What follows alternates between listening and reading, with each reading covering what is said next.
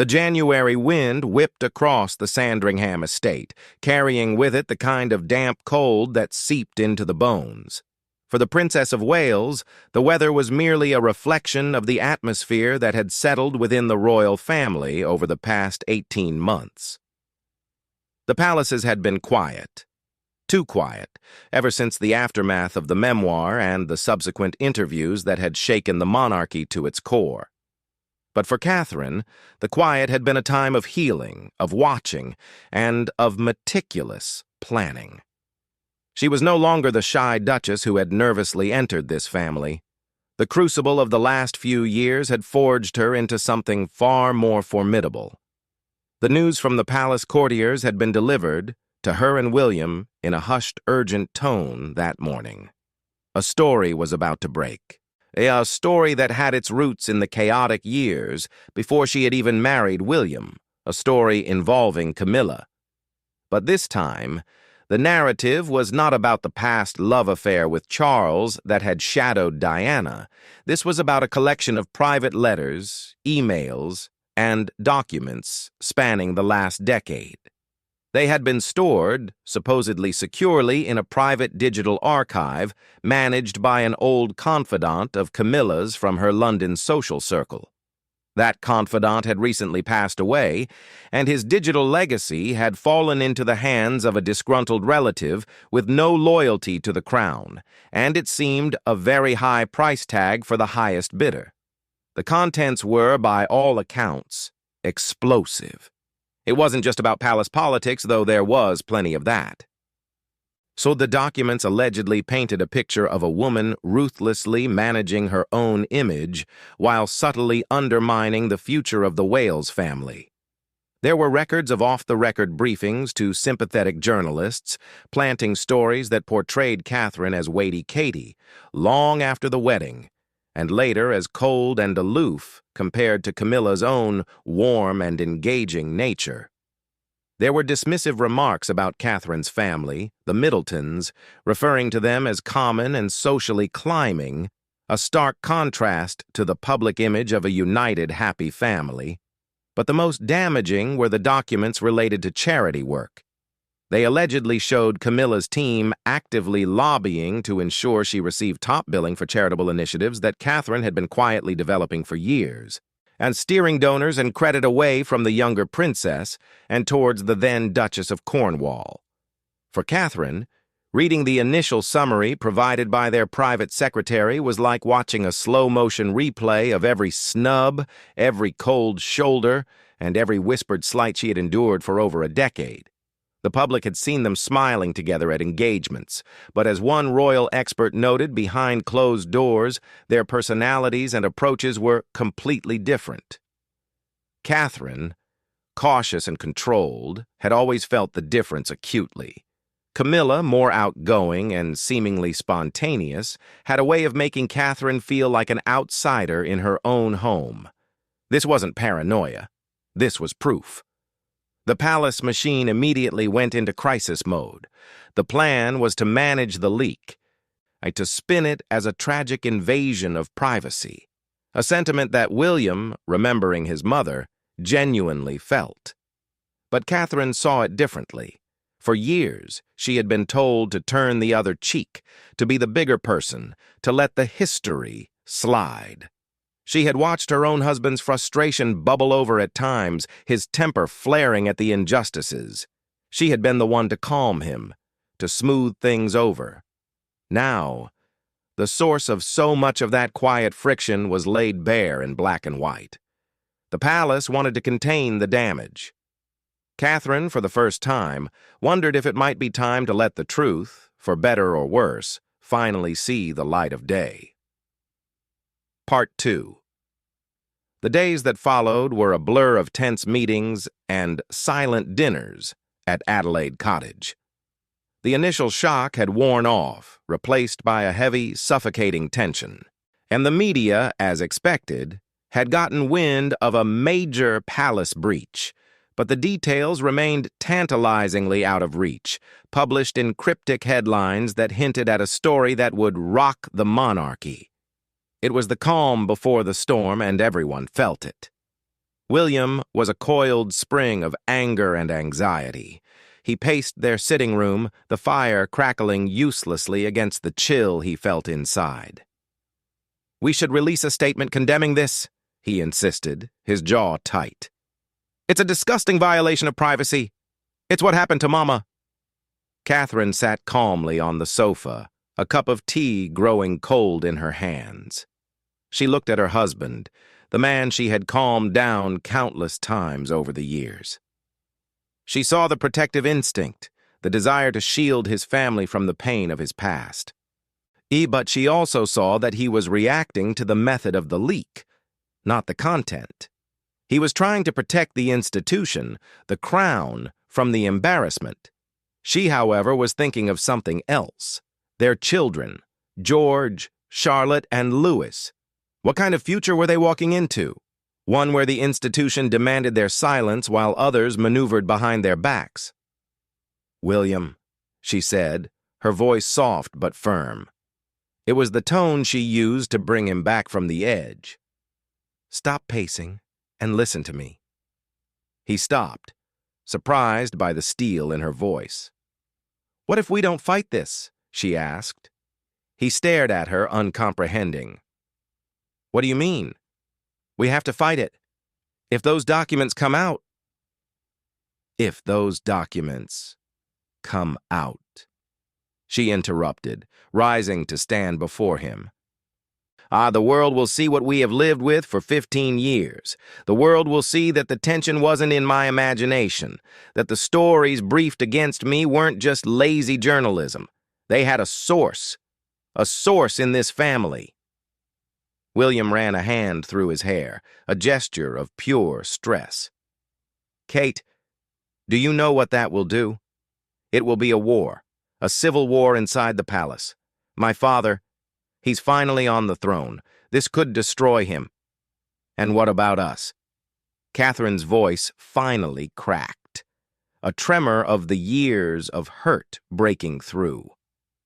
"What about what it has done to us? To our marriage at times, to my confidence when I first came here, to the way some of the staff looked at me because they'd heard I was just a commoner from a pushy family. All of that came from somewhere, William. It came from her." The silence in the room was deafening. They stood facing each other, the weight of the crown and the weight of their own family pressing down on them.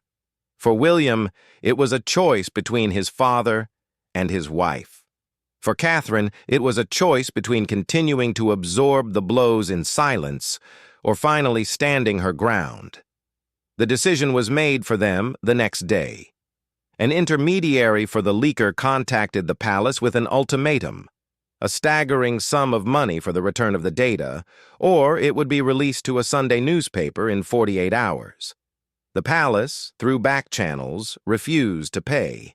They were gambling that the leaker wouldn't dare follow through. But Catherine saw a pattern she recognized. It was the same old playbook. Control the narrative, silence the truth, protect the image. It was the same advice she had been given for years, and she was done with it. She picked up the phone and called her private secretary. "I need you to get a message to that intermediary," she said, her voice clear and resolute. "Tell them we will not pay a single penny to suppress the truth. But tell them also that when the story breaks, I will not be issuing a statement of support for the Queen. My silence on the matter will be my statement. Let the palace spin that." Part 3. The news broke on a gray Thursday morning, and it did indeed make the palace shake. The Sunday paper, sensing the biggest royal story since the Sussex interview, had held it for maximum impact. The headlines screamed of betrayal, of a Queen's Cold War against the Princess of Wales. The documents were published in redacted form. Yes, but their meaning was unmistakable. There were the emails discussing how to manage the Middleton problem at public events. There were the notes from planning meetings where credit for Catherine's charitable ideas was subtly reassigned. Most damning of all were the snippets of personal correspondence, where Camilla referred to the Cambridges' desire for a more private, modern family life as naive and unrealistic, a direct contradiction to the king's own stated wishes for a slimmed-down monarchy. The public reaction was immediate and visceral. Social media, a place that had often been a cesspool of vitriol during Catherine's lowest moments, now turned into a wave of support for her. The hashtag We Stand with Kate trended globally. The narrative was no longer about a leak or an invasion of privacy, and it was about a woman who had been systemically undermined and had finally been vindicated. The tense relationship that insiders had whispered about for years was no longer a secret. It was a public record. At Clarence House, the atmosphere was described by aides as one of frozen panic. Camilla, for her part, was furious. Her instinct, born of a lifetime of navigating complicated social situations, was to fight. She wanted to release a statement decrying the selective leaking of private thoughts, to paint herself as a victim of a smear campaign. But the king, weary from his own health battles and the constant turbulence of his reign, was hesitant. He saw the public mood and knew that any attack on Catherine would be catastrophic. It was then that Catherine made her move. She requested a private audience with the king. The meeting, which took place in his private study at Buckingham Palace, was not recorded, but those close to the palace later pieced together its essence. Catherine did not go in with anger or accusations.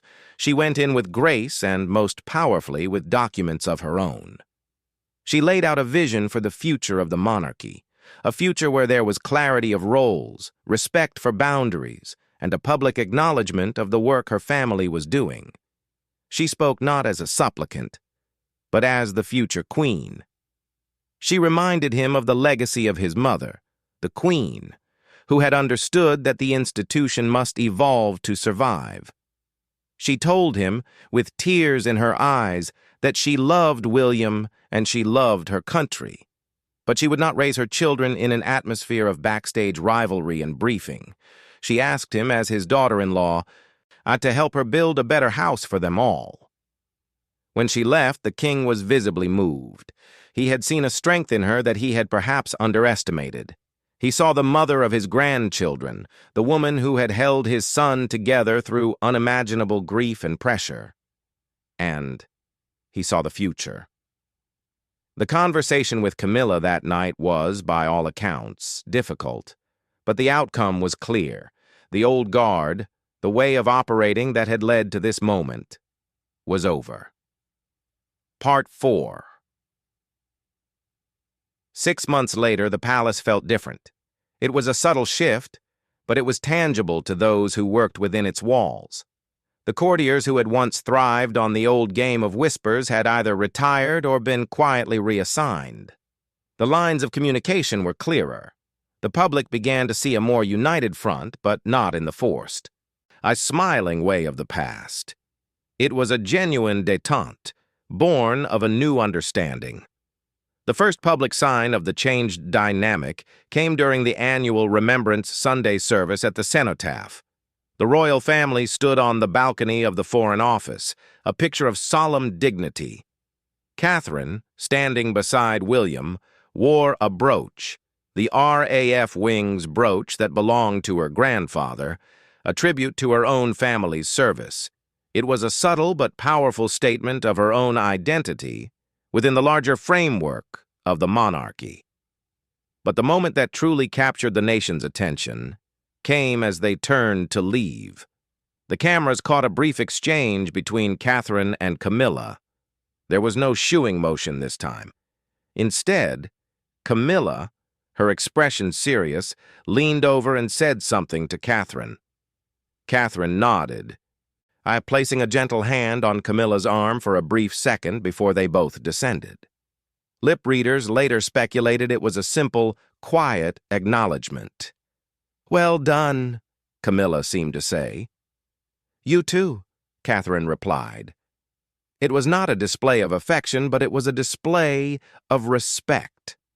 a recognition of shared duty and a truce, honestly earned. For Catherine, the victory was not in the humiliation of the queen. It was in the redefinition of her own role. She was no longer just the Duchess of Cambridge, or the wife of the heir. She was the Princess of Wales, a title heavy with history, but she was determined to fill it with her own meaning. She had proven that grace did not mean weakness, and that patience was not the same as passivity. She had looked into the abyss of a palace civil war and had chosen not to start one, but to end the one that had been raging in the shadows for years. In the quiet of the evening, back at Adelaide Cottage, with the children finally asleep, William found her in the kitchen, staring out the window at the dark garden. He wrapped his arms around her from behind, resting his chin on her shoulder. "You were incredible today," he whispered. "You've been incredible through all of this." She leaned back into him, a sigh of deep, bone-weary relief escaping her lips. "I just want peace, William. Real peace. For them." She nodded her head in the direction of the children's bedrooms. He held her tighter. "You gave it to them. You gave it to all of us. You didn't just survive it, Kate. You changed it." The palace had indeed shook when Kate came back carrying Camilla's buried secrets, but it had not crumbled. Instead, the foundations had shifted, settling into a new, stronger configuration. The secrets, once buried, had been brought into the light, and in that light, they had lost their power to destroy. The monarchy, an ancient institution, had bent once more, not under the weight of scandal, but under the quiet, formidable strength of a woman who had refused to be broken by it.